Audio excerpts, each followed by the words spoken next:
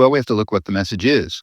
First of all, the message is one of remarkable subordination to power. Now, power in the United States doesn't happen to be in state. It's not a centralized military bureaucratic state like in the Soviet Union. Power in the United States primarily lies in corporation and the corporate world.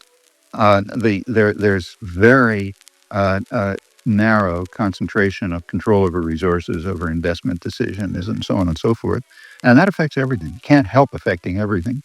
It affects the government because this means that there's a very close link between governmental power and corporate power. Furthermore, just the ability to make investment decisions and financial decisions places bounds on what any government could do. Yes. Furthermore, now let's go to the major media. What are the major media? Well, they're huge corporations. Okay, the New York Times, Washington Post, NBC, they first of all are large corporations, quite profitable ones, in fact.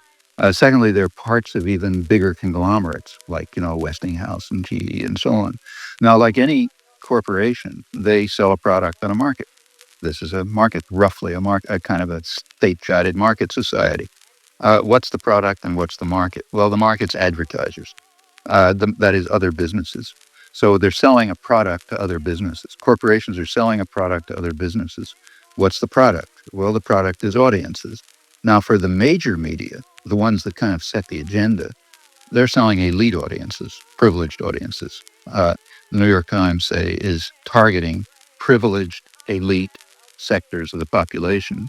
That's their audience, and they're trying to sell that audience to other businesses. So we have to begin with, just on the most elementary grounds. We look at a system. Suppose we're Martians. We're looking at this system. We say, okay, here are huge corporations selling privileged audiences to other businesses. Well, what picture of the world do you expect to come out of that? Then we begin to add other factors.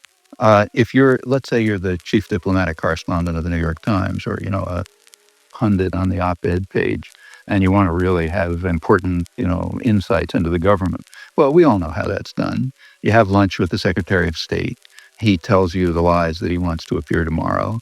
You write them and you say, a high source in Washington, my intrepid reporting has discovered that a high source in Washington said so-and-so. In fact, if you compare the internal declassified record, of, say, people like Dean Acheson's decisions, and you look at, say, James Reston's columns, they're pretty close. And the same will be true about James Baker and Thomas Friedman. And furthermore, this is an open secret. We know that this is the way. It's not a big secret in the journalistic profession that this is. Now, in order to maintain those contacts, you better present the world a certain way, or those contacts are going to be cut off.